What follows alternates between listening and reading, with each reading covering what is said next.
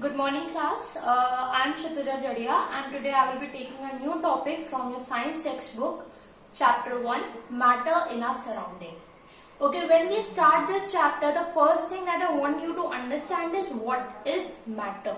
Okay, as the name suggests, in our surrounding. Okay, that's the chapter name. So what is matter? Matter is anything that occupies space and has a mass. That's the definition. कि क्या होता है? Matter हर वो चीज जो कि कोई जगह ले रही है और उसका कोई वेट है, उसको हम मैटर कहते हैं. वेट को ही हम मास बोलते हैं. ओके, अब फॉर एग्जाम्पल दिस मार्कर. क्या ये मार्कर का कोई अपना वेट है? यस, इस मार्कर का अपना वेट है. अगर हम इसको किसी टेबल पे या कहीं पे रखेंगे तो क्या ये स्पेस लेगा? हाँ, लेगा. तो हर वो चीज जिसको अपनी जगह चाहिए और उसका कुछ वजन है, उसको हम मैटर कहते हैं. ठीक. Now the next is surrounding. Surrounding क्या होता है? हमारे आसपास की हर चीज को हम सराउंडिंग कहते हैं. सराउंडिंग हमारी लिविंग भी हो सकती है, नॉन लिविंग भी हो सकती है.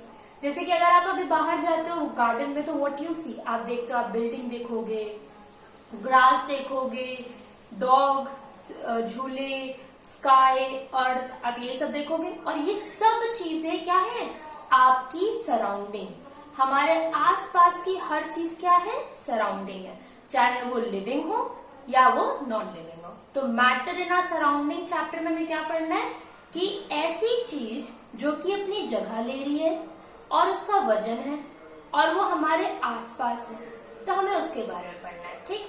अच्छा, अब हम आगे बढ़ते हैं इसमें. मैटर बनता किस तरीके से? ठीक. मैटर किस तरीके से बनता है? मैटर के अंदर कुछ पार्टिकल्स होते हैं. हर मैटर क्या किससे बनता है? कुछ पार्टिकल्स से बनता है. पार्टिकल्स कैसे हो सकते हैं? या तो वो एटम हो सकते हैं या तो वो मॉलिक्यूल हो सकते हैं. ये एटम और मॉलिक्यूल बहुत ज्यादा ही माइन्यूट होते हैं, बहुत ज्यादा ही छोटे होते हैं कि हम उनको नेकेड आई से नहीं देख सकते. यहाँ तक कि हम उनको माइक्रोस्कोप से भी नहीं देख सकते. उसके लिए एक स्पेशल तरीके का माइक्रोस्कोप होता है, हम उसके थ्रू ही उसको देख सकते हैं. Now you are completely, I hope you have understand that matter की डेफिनेशन क्या है एंड उसका क्लासिफिकेशन, उसका मेडअप ऑफ क्या है, कि वो किस चीज से बनता है. Now we will move on further कि what scientists thought कि मैटर क्या होता है. What happened was, पहले के टाइम में scientists thought that matter is only 5 types of matter. They thought that matter is made up of only 5 elements, that is air, water, fire, earth and sky. So this was the earlier classification of matter. ये question आएगा, what was the earlier classification? पहले की classification matter की क्या थी? तो ये 5 elements थे. ये 5 एलिमेंट्स साइंटिस्ट ने कहे थे कि मैटर के क्लासिफिकेशन होते हैं, और इन 5 एलिमेंट्स के लिए उन्होंने एक वर्ड यूज किया था, दैट वाज पंचतत्व. ओके, लेकिन after some time new scientist arrive, new experiments were formed and they believe कि सिर्फ हम मैटर को इन 5 एलिमेंट के अकॉर्डिंगली डिवाइड नहीं कर सकते. हमें उनके एक्सटर्नल और इंटरनल आउटलुक्स को भी जानना बहुत जरूरी है. And that is how new classification came. ये तो हमारा पुराना क्लासिफिकेशन है. उसके बाद न्यू क्लासिफिकेशन आया जहां पे हमने फिजिकल क्लासिफिकेशन और केमिकल क्लासिफिकेशन करा. ओके, ना फिजिकल क्लासिफिकेशन क्या होता है? जैसे कि हमने बोला कि फिजिकल क्लासिफिकेशन आपकी एक्सटर्नल प्रॉपर्टीज बताएगा, मैटर की एक्सटर्नल प्रॉपर्टीज बताएगा. अब एक्सटर्नल प्रॉपर्टीज क्या है? अब मैटर में क्या होता है? मैटर हर वो चीज जो कि जगह ले रहा है और उसका खुद का वजन है. जैसे अभी मेरे हाथ में मार्कर है, तो I can give you this example कि इस मार्कर ने अपनी स्पेस ले, कहीं रखेंगे तो अपनी जगह लेगा और इसका कुछ अपना वेट भी है. तो इसकी फिजिकल क्लासिफिकेशन क्या होगी? इसकी फिजिकल क्लासिफिकेशन है कि बाहर से इसका क्या शेप है, इसका क्या कलर है, इसका क्या साइज है, जो भी हम एक्सटर्नली किसी के बारे में, किसी भी मैटर के बारे में देखते हैं। ठीक, तो एक्सटर्नल फैक्टर्स जो कि शेप, कलर, साइज वगैरह के बारे में हम जब बात करेंगे तो वो हमारा फिजिकल क्लासिफिकेशन होता है। अब केमिकल क्लासिफिकेशन क्या होता है?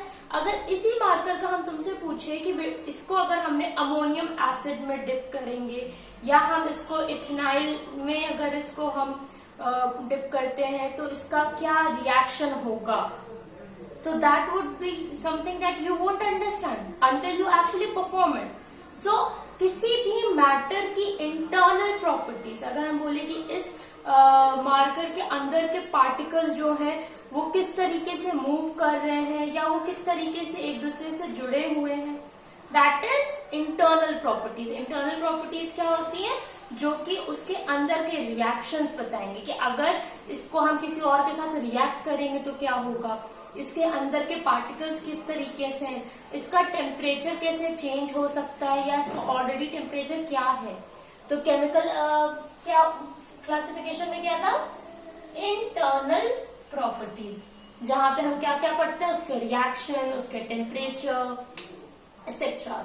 सो I hope this much is clear कि पहले के टाइम में साइंटिस्ट ने 5 एलिमेंट्स बोले क्लासिफिकेशन के लिए, लेकिन प्रेजेंट टाइम में और इन 5 एलिमेंट्स को पंचतत्व कहा गया। And then in today's time the new classification, the present classification of matter is divided into 2 parts, that is physical and chemical matter, physical and chemical classification.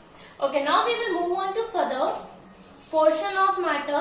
See, types of matter. We understood that matter is this solid is a matter. We understood this. Now we will again go through कि और कितने तरीके के matter हो सकते हैं.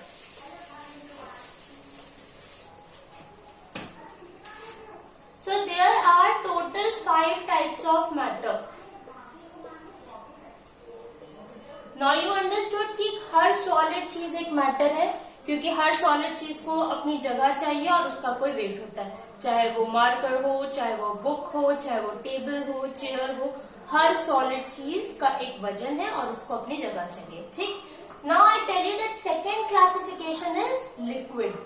Liquid, now you will say liquid का अपना वेट होता है? हाँ होता है। अगर आप एक भरे ग्लास और खाली ग्लास को वेट, एक ग्लास में अगर आप पानी पोर कर रहे हो और दूसरे ग्लास को आपने खाली रखा हुआ है, तो आप देखोगे पानी से भरा ग्लास का वजन ज्यादा होगा खाली ग्लास से। ठीक, तो क्या हमें पता चला? लिक्विड का अपना वेट होता है। और लिक्विड क्या अपनी कोई जगह लेता है? लेता है। उसको ग्लास में जाने के लिए अपनी जगह चाहिए थी। अगर हमने इसको टब में डाला तो टब में भी उसको अपनी स्पेस चाहिए थी, वो अपनी स्पेस भी लेता है और उसका एक वजन भी है, इसलिए लिक्विड भी एक मैटर है। Now the third classification is gas. Now you would say gas का वेट होता है? मैम गैस का तो कोई वेट नहीं होता। सी, बट होता है, गैस का वेट होता है। Now I will give an example. आपके सबके घर में कुकिंग गैसेस है, red cylinder, LPG cylinder, you must have seen in your kitchen. So अगर उन्हीं सिलेंडर को, अगर आप खाली सिलेंडर को अगर आप लिफ्ट करोगे तो दैट वुड बी इजी, आप आराम से उठा लोगे। लेकिन भरे सिलेंडर को जब आपको उठाना होगा तो आप नहीं उठा पाओगे। क्यों? क्योंकि भरे सिलेंडर जो कि गैस से भरा हुआ था वो हैवी हो गया था। तो हमें पता चला गैस का वेट होता है ना। गैस का क्या कोई शेप, मतलब क्या गैस अपनी जगह लेती है? क्या गैस अपना कोई स्पेस लेता है? हाँ, अगर बलून में हम नॉर्मल बलून लूजली अगर उठाते हैं तो उसका कोई शेप नहीं है, उसके अंदर कुछ भी नहीं, क्योंकि उसके अंदर कोई गैस नहीं है। लेकिन उसी बलून को जब हम फुलाते हैं तो वो एक शेप ले लेता है। क्यों? क्योंकि गैस ने अपनी जगह ले ली थी अंदर। तो हमें पता चला गैस भी अपनी जगह भी लेती है, ऑक्यूपाइज स्पेस, और उसका कोई वजन भी होता है, एंड हैज अ मास, इसलिए गैस भी मैटर है। Now you understood that these three. Now the fourth one is plasma. We'll go in details about this. Plasma क्या होता है? And the fifth one is BEC. ये सब क्या है? These are the types of matter. I hope you are making notes कि हमने matter के ऊपर अभी क्या क्या पढ़ा। डेफिनेशन पढ़ ली हमने, क्लासिफिकेशन पढ़ा हमने, पहले वाला भी और प्रेजेंट टाइम का भी पढ़ा। देन हमने टाइप्स ऑफ मैटर पढ़ लिया। Okay.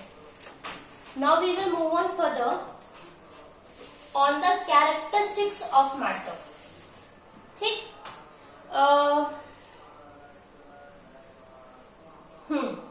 मैटर की क्लासिफिकेशन से अच्छा एक चीज और हमने पढ़ी थी कि मैटर बनता किस चीज से। मैटर किस चीज से बनता है? छोटे छोटे मॉलिक्यूल से या एटम से बनता है। ठीक है, तो नाउ आई टेल यू कि सॉलिड के अंदर के जो मॉलिक्यूल्स होते हैं, मान लो ये सॉलिड है, इस सॉलिड के अंदर के जो मॉलिक्यूल्स होंगे वो एकदम एक दूसरे से चिपक के होंगे। They will be tightly packed, बहुत ही क्लोजली एक दूसरे से जुड़े होंगे। ठीक, इनके बीच में बिल्कुल स्पेस नहीं होगी। फॉर एग्जाम्पल आप समझो एक टेबल पे जहां पे 4 लोग बैठ सकते हैं, वहां पे सब के सब एकदम शोल्डर टू शोल्डर स्टिक होके बैठे हैं, तो दे कैन नॉट मूव, उनके पास कोई भी स्पेस नहीं है। तो सॉलिड के पार्टिकल्स इसी तरीके से होते हैं, उनके पास मूवमेंट के लिए कोई स्पेस नहीं होती, बहुत ही क्लोजली चिपक के उनके पार्टिकल्स होते हैं। अगर लिक्विड की बात करी जाए तो उनके पास स्पेस थोड़ी थोड़ी होती है। आप देख सकते हो इन मॉलिक्यूल्स के बीच में स्पेसिंग है। अगर गैस की बात करी जाए तो उनके पार्टिकल्स रैंडमली इधर से उधर घूमते रहते हैं, बहुत स्पेस होती है। अगर एक यहाँ है तो एक यहाँ है, फिर एक यहाँ है, तो आप देखोगे इनके बीच में स्पेसिंग बहुत ज्यादा होती है। अब दैट यू हैव अंडरस्टूड कि सॉलिड, लिक्विड और गैसेस के स्पेसिंग, पार्टिकल्स के स्पेसिंग क्या होती है। इस पार्टिकल की स्पेसिंग के लिए हम लोग एक वर्ड यूज करते हैं, इंटरमॉलिक्यूलर स्पेस। इंटरमॉलिक्यूलर स्पेस मतलब कि मॉलिक्यूल्स के बीच की space. Now I will ask you a question कि बताइए कौन से मैटर में इंटरमॉलिक्यूलर स्पेस सबसे कम है। इंटरमॉलिक्यूलर स्पेस सबसे कम है, यानी कौन से मैटर के पास मॉलिक्यूल्स के बीच की जगह सबसे कम है। सॉलिड में, सॉलिड की इंटरमॉलिक्यूलर स्पेस सबसे कम है। क्यों? क्योंकि उनके पास स्पेस नहीं है, सबसे कम स्पेस इसके पास है। लिक्विड के इंटरमॉलिक्यूलर स्पेस थोड़ी सी है, गैसेस की इंटरमॉलिक्यूलर स्पेस सबसे ज्यादा है। अब हमको ये कैसे पता चलता है? Now I have already told you कि हम इन मॉलिक्यूल्स को नॉर्मल आई से नहीं देख सकते, ये बहुत ही ज्यादा छोटे होते हैं, यहाँ तक कि नॉर्मल माइक्रोस्कोप से भी नहीं देख सकते, उसके लिए स्पेशल तरीके का ही माइक्रोस्कोप होता है। इसके जो साइज होता है वो एकदम नैनोमीटर होता है, 0.0375 नैनोमीटर, लाइक बहुत ज्यादा छोटे होते हैं। नाउ फॉर एग्जाम्पल मैंने कहा कि इसकी स्पेस आप देख सकते हो, ये पेन अगर मार्कर को मैं तोड़ना चाहूँ तो आई विल टेक, मुझे बहुत ज्यादा प्रेशर लगेगा, तब जाके हम इसको ब्रेक कर पाएंगे, करेक्ट। लेकिन उसी जगह अगर पानी पड़ा है एंड पानी को अगर मैं बीच से ऐसे ब्रेक करूं या मतलब हैंड से उसको सेपरेट करूं तो इजीली कर लेंगे हम। और अगर मैं हवा में अपने अगर ऐसे ऐसे हाथ मूव करना चाहूँ, स्पेसिंग करना चाहूँ, तो हमें कोई और बिल्कुल भी फोर्स नहीं लगेगा, see like I am doing right now. तो हमने क्या देखा, इसमें इसके पार्टिकल्स इतने ज्यादा चिपक के थे कि हम इसको तोड़ ही नहीं पाए, हम इनको अलग ही नहीं कर पाए, क्योंकि इसके पार्टिकल्स बिल्कुल एक दूसरे को पकड़ के चिपक के बैठे हैं कि वो एक दूसरे को दूर नहीं होने दे रहे। सॉलिड को हमने कर लिया इजीली क्योंकि उसके पार्टिकल्स में थोड़ी स्पेस थी। गैसेस में हमने और अच्छे से कर लिया क्योंकि उसमें तो बहुत ज्यादा स्पेस थी।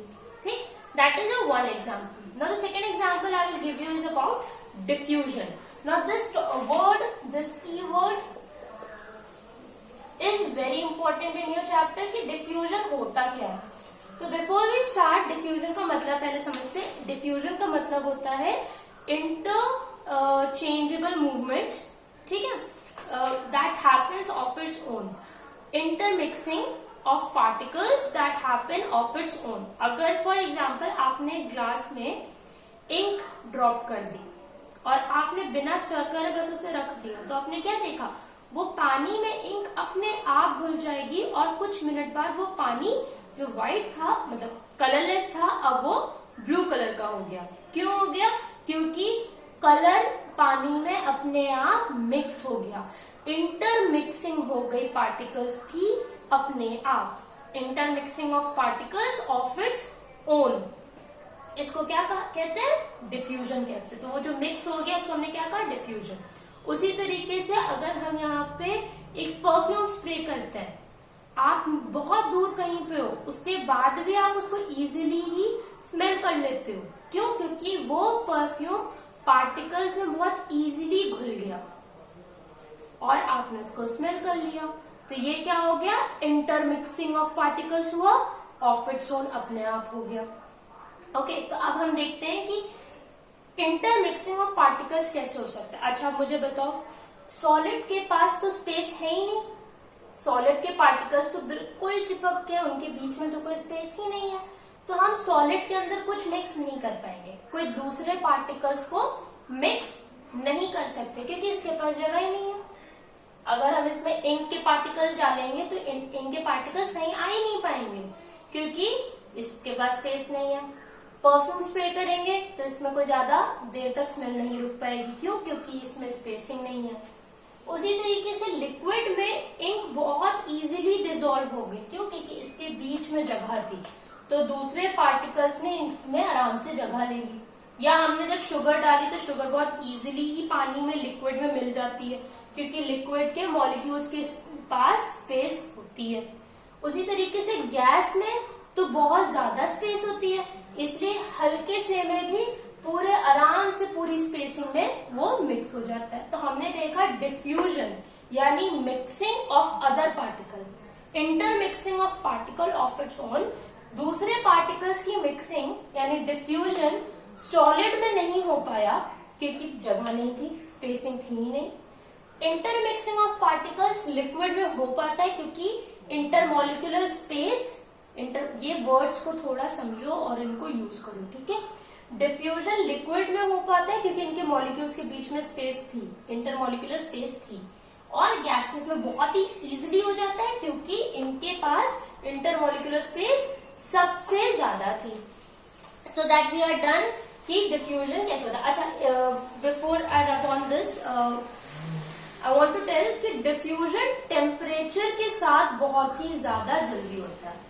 What I want to say is कि अगर शुगर को नॉर्मल पानी में अगर आप स्पून से डालते हो, मिक्स करते हो, तो आप देखोगे आपको उसको मिक्स करने में पूरी तरीके से होमोजेनस सोल्यूशन, होमोजेनस मतलब पूरी तरीके से मिक्स हो जाना, तो पूरी तरीके से उसको मिक्स करने में आपको टाइम ज्यादा लगेगा। लेकिन उसी जगह अगर आप उस पानी को बॉइलिंग पे चढ़ा दो, गर्म करने पे चढ़ा दो और उसमें शुगर डाल दोगे तो वो मिक्स जल्दी हो जाएगा। तो आपने क्या देखा कि डिफ्यूजन यानी इंटरमिक्सिंग ऑफ पार्टिकल्स जब ज्यादा टेम्परेचर था यानी जब गर्माहट ज्यादा थी, हीट ज्यादा थी, तो जल्दी हो गया, और जब टेम्परेचर कम था यानी जब बॉइलिंग नहीं हो रही थी तो टाइम ज्यादा लग रहा था। ओके, तो इंटरमिक्सिंग ऑफ पार्टिकल्स यानी डिफ्यूजन जो है वो टेम्परेचर पे डिपेंड करता है।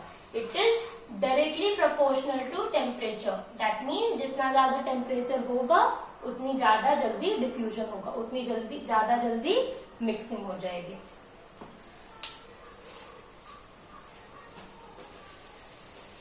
अच्छा, वन मोर थिंग, आपके अकॉर्डिंग इन पार्टिकल्स में एक दूसरे को पकड़ने का जो फोर्स है यानी जो अट्रैक्शन ऑफ फोर्स है, फोर्स ऑफ अट्रैक्शन है, वो किसमें सबसे ज्यादा होगा? ऑब्वियसली सॉलिड में सबसे ज्यादा होगा क्योंकि उनके पार्टिकल्स एक दूसरे को बहुत ही क्लोजली पकड़ के रखे, तो इनका फोर्स ऑफ अट्रैक्शन सबसे ज्यादा स्ट्रॉन्ग है क्योंकि वो एक दूसरे को दूर नहीं जाने दे रहे। लिक्विड में थोड़ा सा है, लिटिल बिट है, और गैस में बिल्कुल नहीं है, नेगेटिव फोर्स ऑफ अट्रैक्शन है क्योंकि वो एक दूसरे को बहुत ही दूर दूर तक रैंडमली मूव करने दे रहे हैं।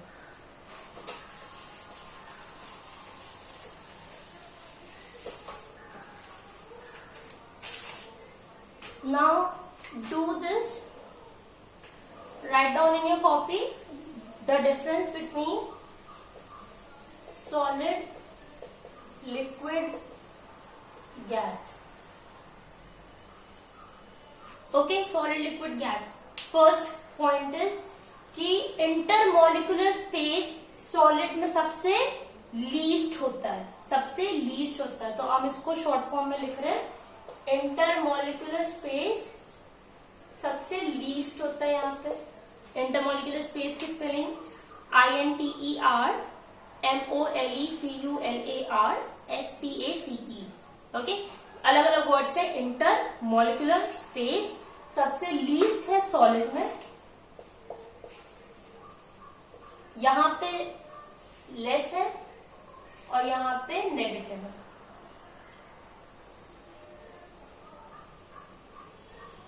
या मैक्सिमम, सॉरी,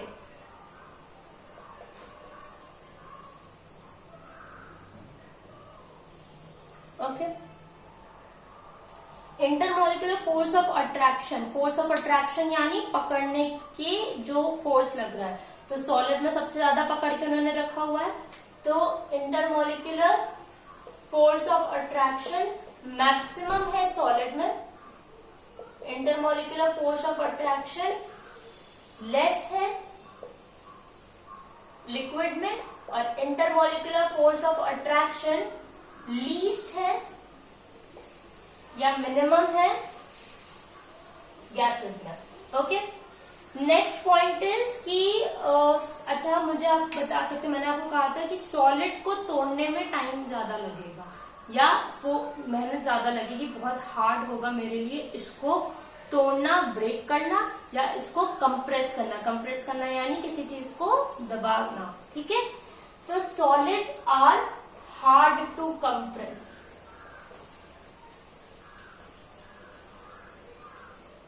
ठीक। Liquid are easy to compress, उसको हम इजीली कंप्रेस कर सकते हैं,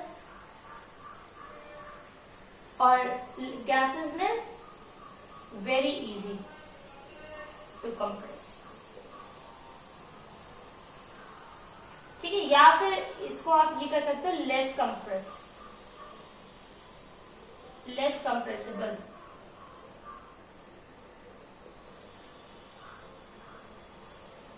Okay, next we have to think, I have to write that solid has a definite shape. इसका कोई पर्टिकुलर शेप होता है, चाहे वो मार्कर हो या वो डस्टर हो, इसका पर्टिकुलर कोई शेप होता है।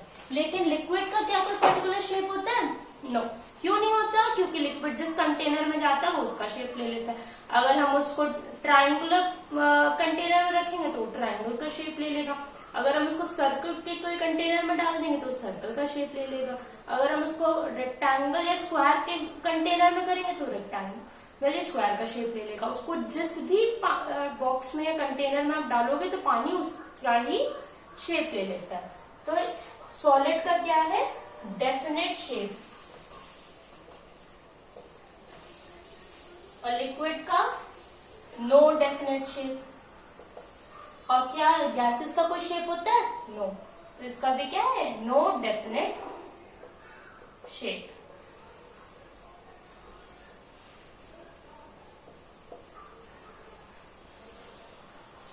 Now the last one we'll go with the new topic, in this new keyword is density. आपको पता है डेंसिटी क्या होती है? डेंसिटी इज कोई कितना गाढ़ा है या कोई भी चीज कितनी ज्यादा भारी है। अब जैसे अब मुझे आप बताओ, अगर मैं इस मार्कर को और एक पेपर को पानी में डाल दूं तो सीधी कौन चीज ज्यादा भारी होगी? मार्कर, क्योंकि मार्कर पानी में जाते ही डूब जाएगा, लेकिन पेपर जो है वो थोड़ा ऊपर तैरेगा, उसके बाद